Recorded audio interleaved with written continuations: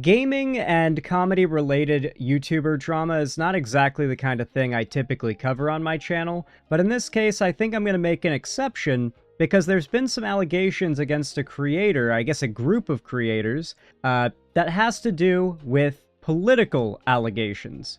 Notably, these allegations circle around OneyPlays. He's a creator that works with Zach Hadel, or maybe he is Zach Hadel. I don't know a lot of the people behind these accounts and whatnot. I just kind of see the YouTube videos from time to time. But OneyPlays has lost some members of their team. Some people quit, and they made a call out, from what I understand, that included the allegations that the fan base and community are alt-right. Now, I'm a leftist. I'm a progressive. I'm a political commentator on top of all those things, so you'd expect that when I hear OneyPlays is alt-right, or OneyPlays fosters an alt-right community, I'm going to be immediately like, oh, what the hell, OneyPlays? But I don't know, this could just be a very angry statement from an ex-employee or ex-business partner. It happens. I've been on the receiving end of that kind of behavior. People say all sorts of shit when they're no longer friends with somebody. So I'm not going to take it immediately at face value, but what I will do is look into it. And that's what we're going to do today. Because whether or not we're going to write OneyPlays off as an alt-right channel or something, I mean, we can't just do that on a whim, surely. They used to be affiliated with Game Grumps. Yeah, I mean, Game Grumps is pretty cool. I like them. I'm not as big of a fan of JonTron these days, but I do like Dan and Aaron. They're pretty funny. Okay, getting into it, though. OneyPlays and this alt-right allegation. Apparently there's more to it as well, but the alt-right stuff is what caught my eye. So let's see what this is all about. People in my Discord really wanted me to cover this and talk about it, so let's see what my take is gonna be. So there's this channel called OneyPlays, which is run by an individual named Chris O'Neill and co-hosted by Zach Hadel. You know, the guy who plays that fat... Okay, that's what I figured. It's the one guy that is Oni, and then you've got Zach Hadel. Zach Hadel's the guy that I know because Smiling Friends. That yellow, stinky, big-nosed little bitch on Smiling Whoa. Friends. Apparently these two were criticized Don't call him recently that. for old comments and actions that they've made in the past by old friends of the show, known as Julian Marcel and...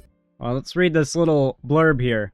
Former OneyPlays hosts Ding Dong and Julian air grievances in 24-hour stream. So it wasn't like employees, it was fellow hosts. The duo who co-hosted the gaming comedy series from 2016 to 2018 before leaving for their game studio Wan Games accused O'Neill of subtle insults like furry jabs, disorganized session... Okay, so furry jabs? Listen, I know I've got a lot of furries in chat. I don't want to offend you guys, but... furry stuff is cringe, okay? If you're a furry stuff's a little bit cringe, okay? Like, I've got a high cringe tolerance, so I'm able to resist the cringe reaction to furries fairly well, and you know, it's fine, but a lot of people think furry stuff is at least cringe. I'd say a cringe reaction is pretty friendly on the grand scheme of things. Cringe is fine, though? Yeah, cringe isn't wrong, but a lot of people will, you know, probably rip on you for it. That doesn't mean they hate you, but, you know, it's playing devil's advocate here. Ding Dong called the OneyPlays environment hostile. Labeled fans alt-right. Oh, sorry, hold on, we're a little further up. Disorganized sessions. I mean, that's not a huge deal. They were a little... They're YouTubers. They aren't super on schedule, because they make their own schedule. And privacy invasions during recordings. Privacy invasions during recordings is interesting. Ding Dong called the OneyPlays environment hostile, labeled fans alt-right, and claimed the show ruined his life while criticizing collaborators like Smiling Friends co-creator Zach Hadel. Oh shit. Now, as for fans labeled alt-right, it's worth noting that it was 2016 to 2018 when they were present on this channel, and that was definitely like the alt-right era.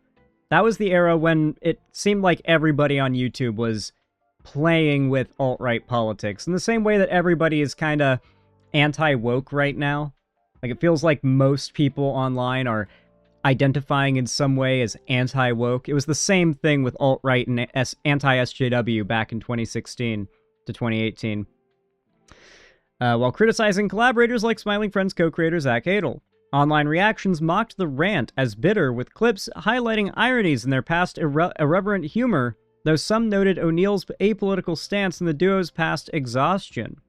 Man, I feel like of all the things to go after these guys for, wouldn't the best thing to do it with be the fact that they were friends with Shadman? Why is that the thing that just never sees the light of day? I remember when Shadman was talking to them in a, podcast episode about how he was arrested and kicked out of his university for the art he was making, and meanwhile you've got, the OneyPlays guys are all, talking to him and laughing, what, they called you a menace to society? It's yeah, because he was drawing CP, bro. I'm surprised those clips haven't gotten out and caused drama. I feel like it's one of those things that, when it does see the light of day, it's gonna be a big one. In the past. Oh yeah, Shadman is YouTube's Epstein, big time. Unfortunately, these guys are in the Shadman files. By old friends of the show, known as Julian Marcel and Ding Dong. Oh yeah, fair warning. And before I continue on with the video, this online drama is going to sound a lot like Dinkeldorf just exposed Zippity Doodah, because there's a bunch of fucking names I have to cover along with years of context, so just bear with me. Before even reviewing the recent comments made by Ding Dong, quote-unquote, exposing OneyPlays, we must first look at some of the lore. As I said, the YouTube channel OneyPlays is run by the animator, Chris O'Neill, and he would later be joined by two other animators, Ding Dong and Julian Marcel, in 2016 as cast members. This group would be stationed within the same office space as another gaming channel named Game Grumps. Who is this guy, Diesel Patches? Yeah, someone recommended in the Discord that I watch the Diesel Patches video. During that same year, the idea of a dating simulator game titled Dream Daddy was introduced, where you play as a single dad that meets other hot dads. While working for OneyPlays at the Game Grumps I mean, that's a pretty great game concept, I'm not gonna lie. Office, Didi was given access to the game to test it for himself, and as a gay man, he expressed that he had issues with Dream Daddy and argued that it poorly represented someone like him and found the entire thing to be exploitative. On one end, it's already troubling because of what it is, how they're handling it, how they're treating it, how respect is not a thing that they care about here. It's just that they want to be able to market and sell to these people. That's the only reason it's being made. So that's already troubling, but then also seeing the response that it's gotten, seeing websites reporting on it when there's nothing there to report on, there's nothing that's been shown, seeing people excited for it when the teaser trailer didn't even show artwork because they didn't even have that ready at the time that they had made it, seeing that there's merchandise already when no one even knows what this is. People think it's a joke game when it's not supposed to be a joke game. It's meant to be completely serious. There's just meant to be little wacky bits thrown in. It's not meant to be a joke game. And that should. So I'd say this is definitely one of the more progressive members of OneyPlays, at least at the time, right? Already say how troubled this already is. How this is not being handled properly. If you're going to be doing this to begin with anyways, this is not the team that should be necessarily doing it. It's not even really connected in any way. After giving a, to be honest, very soft critique of the game, Didi found out later that he wasn't supported by the same colleagues who pushed him to voice his concerns and issues with the dating simulator project. I remember back at the time being very directly told by people they were not going to stand up for me. I had people telling me that they were done talking to me. I had someone insisting on me to speak up about it, and then as soon as I did, they went, "Hey, you made things really weird for me now because you did that. Yeah, I'm not going to say anything about it because if I do that, it's going to be, it's going to be weird for me too. I don't want to get, I don't want to get thrown under." I had people just telling me they outright were not going to stand up in any way about this or be honest about it. I had everybody saying that at the time. You had, yeah, some people specifically said if you say this, we're not friends anymore. Yeah. And they continue to act like your friends. I know, isn't that weird? A bunch of years later. Isn't that weird? Which is kind of interesting. Isn't that bizarre? Literally. Interesting. So basically, they're trying to claim that Chris O'Neill and Zach Hadel, I don't know if Zach Hadel would be a part of it at this time, were giving him encouragement to call out the homophobia in this dating sim game, and then he did it, got a ton of flack for calling it out because everybody online likes to attack anyone with any kind of progressive critique of anything, and then just kind of didn't want to come out in support, didn't want to kind of step up and support their friend, who they encouraged to express that take because they realized the take would get a lot more hate than they thought before, and now they don't want to throw themselves under the bus in that way. That's the vibe I'm getting. I mean, that's just kind of... I mean, that... So far, that's a very... This should have just never been made into a public allegation kind of thing, right? Like, we've gone from allegations against creators to just talking trash about creators that you knew a decade ago. It's like, I guess you have some dirt, but what's even the point in like, dumping this everywhere? I don't know. Everybody that told us to speak up about it threw us under at the time. Everyone. Literally everyone. Julian, you could say that too, right? I can't think of anybody. I can't think of a single soul. No, even the one who showed you his big email turned out he didn't end up sending it. Yep, he didn't even send it. He was just trying to get me to say something. It was a disaster internally. However, the aftermath is what really caused the most amount of damage, where Didi claimed that he was not only doxxed, had his cell phone number leaked, but even had his sexuality outed. Ding Dong would later explain the fallout out from the drama. He was doxxed by Game Grumps fans when his phone number was leaked and people contacted his family, outing him as gay, which was especially bad as he had not come out yet. Ding Dong also implied that he would have done something drastic had Julian not been there for him. Ding Dong said that a lot of people complained about the development process and couldn't say anything due to fear of being fired, and that is why he was encouraged to speak up about it. But when push came to shove, those people backpedaled. Man, gamer drama is crazy. When gaming and politics drama cross over, you end up with just the absolute most, like, they care, okay? They care about this stuff. They're passionate. By a random person that contacted... Why are people doxing and contacting the family of a YouTuber for having a mildly critical take about a gaming sim? What is people's problem, bro? His homophobic mother. After all these events piling up on Didi, he admits later on that he attempted to take his own life until Julian intervened. On Julian's end, it was making Julian cry. We would get home and he'd be miserable just knowing that everybody at this office is just not able to say anything or do anything here. And while it was a betrayal, not the kind that people really... By the way, a little reminder, if you're liking the stream so far, and or the video that you're watching, go ahead and drop a like. Leave a like, it helps a lot, and it's totally free. Thought it was. Did it lead to a lot of bad stuff? Oh, absolutely. I mean, I tried to kill myself the day after. Julian had to stop me, and I'm glad he did. Didi also believes that a coworker of his leaked his phone number to the Game Grumps fanbase, leading to all the shit that was thrown at him. Somebody that we actually know. People near us. People who... I feel like you're kind of throwing the Game Grumps fans under the bus here. Like, what? I was a Game Grumps fan, and still kind of am. Like, I mean, I don't watch their stuff super frequently these days, but, you know, in 2016, I definitely was watching a lot of Game Grumps, and I wasn't harassing Ding Dong. I didn't even know who Ding Dong was back then. I was watching Dan and Aaron play Super Mario Maker and get pissed. Who actually did want to sabotage us and ensure your phone number was impossible to have gotten out. Yes. That had to have come from somebody on the inside. That's why when someone was trying to insist recently, the new narrative is, I think it was his stalker. No, do you know how my phone number got? I don't know if that's actually true, right? I think there are a number of ways to dox someone's phone number. Like, I know the classic way would be a phone book if those were still a prevalent thing that connected to people's names and addresses, but most people aren't in a phone book, I don't think. But I'm pretty certain there are, like, digital ways to find someone's number. I don't necessarily know if just the fact that the number was private and only certain people knew it means those people leaked it. I think malicious actors, if they really look, can find anyone's phone number. Out. Somebody very direct that we knew did it. And I'm thinking of 3 specific people who it could have been, but honestly at this point I'll say I think I know exactly who it was, because they were responsible for a lot of this behind the scenes.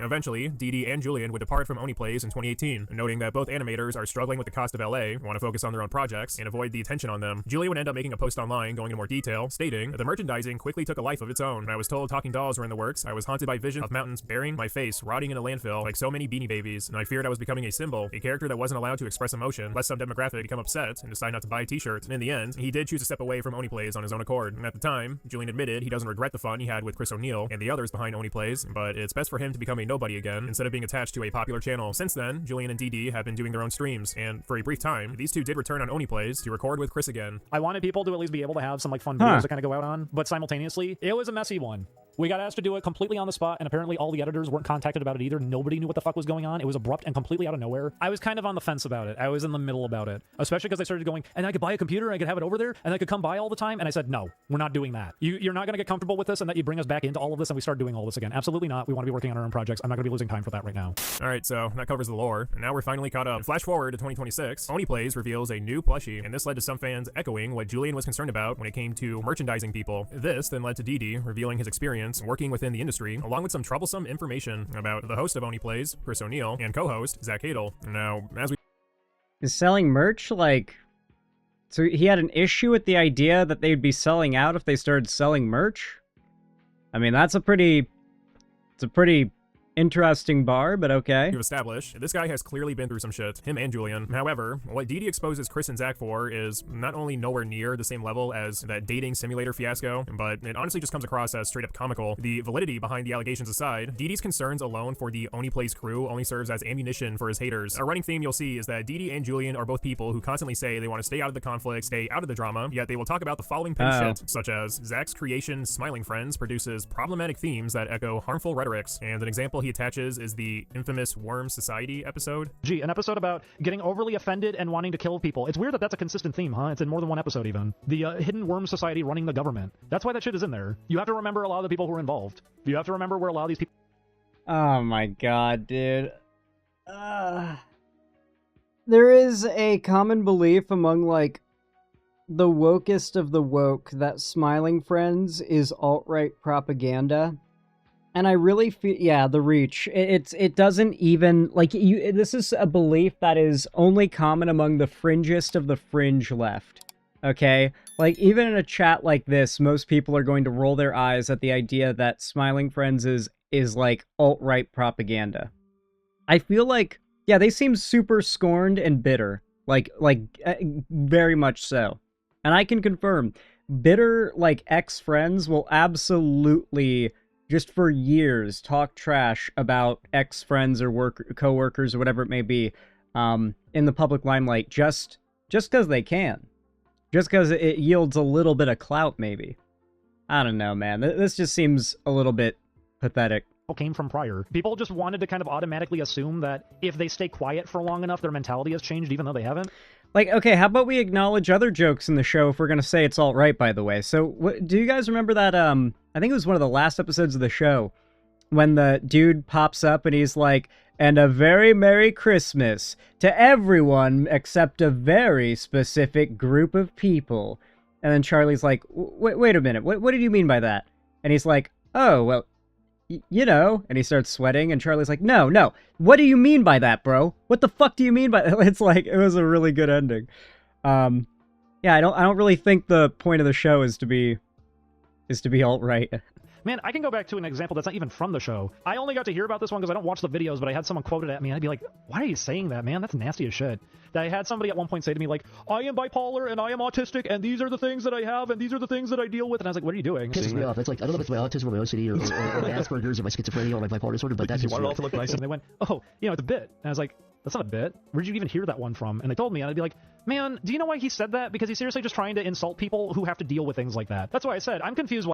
Oh my god, no.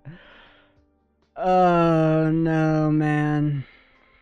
The woke angle of critique from a scorned, bitter ex-friend. That's what this is. You guys see it too, right? I'm not the only one. Like, trying to attach a political motive behind your, like, anger at an ex-friend or ex-coworker, ex-acquaintance to try to, like, get a political side against them. Oh, man. They used to be just as edgy, too, and now they're reaching so far. Yeah. Why people weren't able to pick up on this. I thought it was really obvious. I thought it was really clear, because in the past, everyone did Wait, what? me, and I'd be like, man, do you know why he said that? Because he's seriously just trying to insult people who have to deal with things like that. That's why I said, I'm confused why people weren't able to pick up on this. I thought it was really obvious. I thought it was really clear, because in the past, everyone did pick up on it. I don't know what changed. Did things just get bad enough in real life that this kind of thing just gets ignored now and people don't even realize that that's where it's coming from? So the clip Ding Dong is referencing here is when Zach seemingly makes a joke about people with multiple mental disorders, with Dee Dee not understanding the punchline is towards people who feel the need to list off everything that they deem wrong with them to the point that it becomes absurd. Yeah, that pisses me off. That's like, I don't know if it's my autism or my OCD or my Asperger's or my schizophrenia or my bipolar disorder, but that you want it all to look nice and symmetrical and like lovely. Thank you for your message. I love how that's considered like the unforgivably ableist. I wanted to make a video for a long time with a video just the guy looking at the camera and listing all of his ailments. And I wanted to start naming shit like, I got a bullet wound, I got a scratch on my forehead. You start naming other shit too. There is people like that who I got a lamp, I got a weak foot, got a lamp. I got a lamp, I got a bullet wound, I got a scratch, I got a bum eye. Dee Dee then insinuates that Chris's Dustborn playthrough thumbnail is a dog whistle for making fun of SJWs because it was uploaded on the same day as Trump's inauguration. I don't watch the videos or anything, but I sure as shit did see the Dustborn thumbnails and everything. That was not a mistake posting that during Trump's inauguration and everything either. Clearly it was backlogged. Yeah, the SJW thumbnails and everything. Gee, I wonder why this is going up. For those confused about why this thumbnail is quote-unquote problematic, so am I, but I did do some research to see why Dee Dee would come to this conclusion. And one of the major themes of Dustborn is that it's very anti-government, and the thumbnail portrays the main characters in a goofy, silly, negative way, I guess. Funny enough, this video wasn't even posted on the same day. Like, it's such a reach. What the fuck? It's like you've been programmed to see Nazis everywhere, unironically. Oh no. Bro, this Ding Dong guy, I wanna grant him the benefit of the doubt on this, but bro's critiques are the biggest reaches I think I've ever seen. As Trump's inauguration. I don't know if Dee Dee was trying to say like, oh, well, it's a big coincidence this video was posted around Trump's inauguration. So how many weeks did Chris need to wait for before this video and thumbnail stopped being a supposed dog whistle? Let's see, what else? Oh yeah, Dee Dee criticizes Chris for intentionally exposing his furry tuba vor kink. What the fuck did I just read? That's why there's so many vague comments taking shots at him in videos. They do it to a lot of people, by the way. Constantly taking vague shots at people over and over and over again. They did it to us too. They did it to another situation. And a lot of people found out about it later and figured out, like, oh, that's what that meant. I didn't really get it, but now I get it. Yeah, they've been doing that for a long time.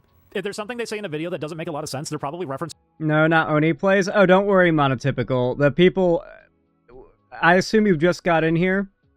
The people accusing OneyPlays here are reaching unbelievably hard. What did I just tune into? Drama about OneyPlays, Rince. Welcome. an actual person that they're hoping to hurt through one of their videos. That was why they brought up the tuba thing in the one video. That was them trying to take a shot at me. And they were trying to expose people to the fact that I was a furry. Yeah, this is easily the goofy... Correct me if I'm wrong. Was that the image that was on screen earlier? Intentionally exposing his furry tuba... It's like, I guess it would be scaly, because I think this is like a dinosaur or a lizard creature. Scaly tuba vor, bro.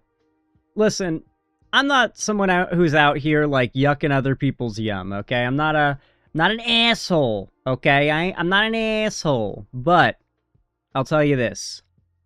Your homies are gonna rip on you a little bit if this is what you're into, and if you can't just like take it a little bit, you're just kind of a bitch. Like, come on. Everybody is in a friend group.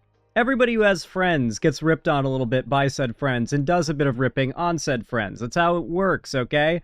And, like, this is the kind of thing that you should keep buried in the absolute depths of your soul, my brother. The fact that they were even aware of this to hint at it or make fun of you is kind of on you, dog. Like, how do they know about this? Is my question. Did you show it to them? Vor kink? What the fuck did I just read? That's why there's so many vague comments taking shots at him in videos. They do it to a lot of people, by the way. Constantly taking vague shots at people. And the thing is, nobody knew he was into this stuff until he complained. He literally outed himself. Oh yeah, biggest Streisand effect ever. Easy. Over and over again. They did it to us too. They did it to Since another Barbra situation. Streisand. And a lot of people found out about it later and figured out, like, oh, that's what that meant. I didn't really get it, but now I get it. Yeah, they've been doing that for a long time. If there's something they say in a video that doesn't make a lot of sense, they're probably referencing an actual person that they're hoping to hurt through one of their videos. That was why they brought up the tuba thing in the one video. That was them trying to take a shot at me. And they were trying to expose people to the fact that I was a furry. Yeah, this is... So, OneyPlays is like... what I would guess is actually happening, that he's like schizophrenically interpreting as personal, is that a group of buddies, while recording gaming videos together, occasionally make references or inside jokes to, like, friends they've had that, going off of this, I assume they all collectively agree that Ding Dong was a little bit cringe, probably a little bit insufferable, based on what I'm saying of him here. And I'm guessing he interprets their like inside jokes and little references to that fact in their videos as a attack or like a dog whistle to the audience. It's a massive, massive reach. You just can't look into shit that hard and think it's all about you. This is easily the goofiest hit piece within DD's livestream rant. Apparently, Chris went out of his way to intentionally expose DD as a furry that wanks to tubavore. You're probably thinking, what the fuck is the supposed damning clip of Chris doing this? Alright, chat. What event makes somebody horny about tubas? Horny about tubas? Like what event in your life could possibly result in that outcome? Because I like to think this kind of thing is more nurture than nature, you know? So like what do you do to end up with a guy who thinks tubavore is where it's at? I gotta know, chat. I have to know. Can you believe that the real life looks like that? Yeah, actually, I saw it That one time at band camp? Oh, shit. Oh, fuck, you might be onto something. That might be right. the other day. That's just physics. Is that a big tuba? What is that? Oh, I'm horny. Let's go into it. Fuck. I'm not horny anymore. Now I'm horny. Here we go. And then, of course, like what I said, I just found out. Well, did I not just make that exact same joke? Like, did I not make that exact same joke just this second? He made the same pun. Yeah, okay. That is how big of a reach Ding Dong is doing here. I thought, oh, yeah, horny over a trumpet, or a tuba. Haha, horn, haha, horny, ha, ha. Like, the joke is right there. You could argue it's meant to be a reference to Ding Dong, but, and even if it is, it's like, who the fuck cares? But also, imagine assuming the only logical conclusion is that he was talking or referencing him. Like, that is clearly not the only logical conclusion. Yeah, actually, I saw it the other day. That's just physics. Is that a big tuba? What is that? Oh, I'm horny. Let's go into it. Fuck. I'm not horny anymore. Now I'm horny. Here we There you go. go. Tuba. And then, of course, like what I said, I just found out recently, like a year and a half back. I didn't know I was being called out for being a furry in videos when I wasn't even on the channel. Literally, like, just a few months before I got asked to record again. I didn't realize it. I only recently found out about that one and just couldn't believe it. That it was just there the whole time. Wow, how could they? So the Oni crew saw a pipe in a game that looked like a tuba and said, I'm horny. Now, without knowing the supposed context upon hearing this joke, would you, the viewer, automatically think to yourself, wait a minute, tuba, as in Ding Dong's incredibly niche fetish for furries getting swallowed by a beautiful brass instrument?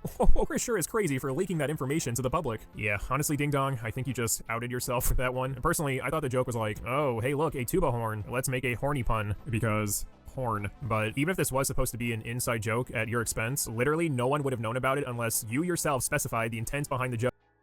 Yeah. Which you did, and now people are making tuba jokes at your expense. Most people don't even know what a fucking tuba fetish is, and I'm still not completely sure myself. This is such a ridiculous stretch. And last... Is the tuba thing, like, common in the furry community? Like, what's going on? Well, okay, furries in chat, what is up with the tuba thing? I don't know what's going on with that. Is that, like, a thing? we have probably the creepiest accusation on both ends. When Ding Dong made his very short return back onto OneyPlays to record for a little bit, allegedly, Chris O'Neill was going through Julian Marcel's diary for some reason. If that is true, that's really fucking weird to go through someone else's shit, but the reason why Ding Dong looks kind of creepy in this situation, by his own admission, is that when Chris decided to use the bathroom, I guess he was talking shit about Ding Dong to someone on the phone, and Ding Dong found out about this because he was eavesdropping on Chris while he was possibly taking... Ding Dong was like, oh yeah, and then he went to the bathroom, and I listened to him through the door, and he was talking shit about me over the phone. I feel like Ding Dong is making most of this stuff up, and is not socially aware enough to realize that making up a story about hearing someone talking shit about you over the phone in the bathroom makes you sound weird. Like, I almost feel like this is a case of, like, just social incompetence, you know?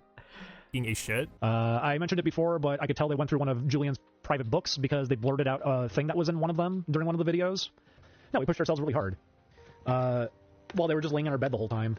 And sleeping during the daytime and staying up all night, and we would hear them rustling around and doing whatever the fuck in the bedroom. I mentioned it that one of the days when we did play Geek, they went into the bathroom and turned on the fan and went on their phone and said how it was going to be a video that was going to do really badly, and it seemed like he was really mad. and hoping that we weren't going to hear him, except he doesn't know our house. That fan doesn't cover shit. We heard the whole thing. Now, it is true that I'm gathering all this information from a 45-minute video taken from a stream that was hours long, and even Ding Dong argues there's missing context. However, how else are people supposed to interpret your claims, such as Chris exposed my furry tuba fetish by making a horny joke? Add on to the fact that that supposed missing context is never elaborated on, at least for these ridiculous stories. Sorry to have to give you bad news. I think it's the kind of bad news you absolutely would want to hear either. Okay. So you know how we thought something...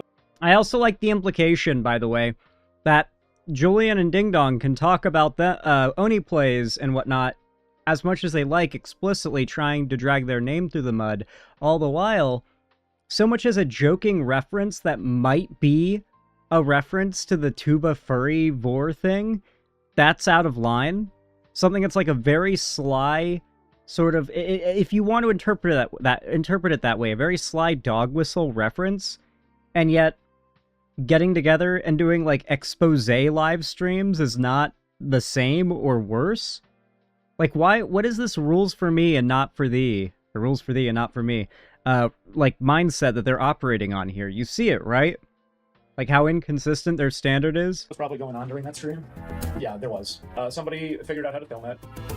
They intentionally edited out most of it to just aim it all at one end. During the stream as well, Julian makes a mistake by saying the words, OneyPlays ruined my life, insinuating that the platform that built his audience was actually a bad thing. I want to like talk about in regards to it. I wouldn't want to talk about any Yeah, of it. obviously. Just more so when it comes up, I'm going to get to say, yes, this is directly because of OneyPlays, basically. In the past, I had to avoid saying the word OneyPlays. Yeah. And people, And now I people can- did pick up on that one. I can I can say, OneyPlays ruined my life. And now, like, it doesn't need to be an issue. Well, you know what I mean. Now, I don't know what his intent was saying that. Maybe he was joking, who knows, but right after Julian says, OneyPlays ruined my life, even Ding Dong has to remind him and explain why even uttering that is a stupid idea. I mean, once again, here's the difference. We can now show this on the stream for everybody. Here's a fun part of the stream.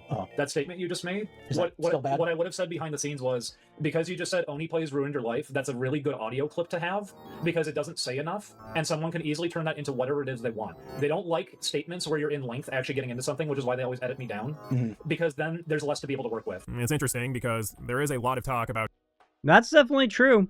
Yeah, I mean, like, if you say something clippable, they're gonna run with it. staying out of drama and moving on, yet these two will still go on and on about past controversies, like they have made multiple streams since this incident started, and all they're doing is bitching. And if you guys are going to be like, wow, so this all happened yesterday? No, try again. It happened like almost a decade ago. That's why people trying to reignite all of this recently is pretty absurd, because it's trying to make something from a decade ago keep reliving itself over and over again on loop. Things we have already discussed. We have talked about this probably like 40 times. This is not a new breakthrough. But I'm very sorry to everybody who has already heard. yeah, already heard it, so it gets to be boring for them. It gets to be a thing that's just unpleasant. That's like, this shit again? Yeah, sorry. People want to make it into a thing right now. While there are certainly people who do come into these guys' live streams just to be dicks, even referencing OneyPlays without saying any names invites lambasting. No one is forcing either of you two to bring up Chris O'Neill. I'm not saying people should be banned from criticizing OneyPlays, but if you're Exactly, that's exactly what I just said, is that, well, they're holding a double standard explicitly in their allegations, that OneyPlays referencing them is problematic in some way, and yet they're doing these, like, call-out streams. How is this not the same? How are you not recognizing the hypocrisy on its face? goal is to avoid that crowd and attention, then shut the fuck up about it. And if you're actually going to come in swinging, actually have shit worth looking at. Maybe there is incriminating shit about Chris. Yeah, I'm gonna be honest, like, guys, you would think that in a situation like this, big YouTube channel has, like, ex-employee, ex-partner come out and say, this creator fosters an alt-right community, or is secretly racist, secretly bigoted in some way, secretly homophobic, dog whistles alt-right beliefs to their fan base. You would think I'd be all over that. And you guys know that if there was a shred of realism to these allegations, I would be all over them. You know that, like, I've criticized the OneyPlays guys for buddying up with Shadman in the past, right? I don't let that shit go completely forgotten. So, obviously, this is a situation that is so blatantly silly. These allegations are so evidently a massive reach. Now, the fact that I see them as such a joke should tell you a lot. I'm going to be honest, guys. I do not think that the OneyPlays guys are secret alt-righters. Seems like a pretty insane reach to me. Anyway, folks, if you enjoyed this video, then leave a like and a comment down below. Subscribe and ring the bell icon to see more from me in the future.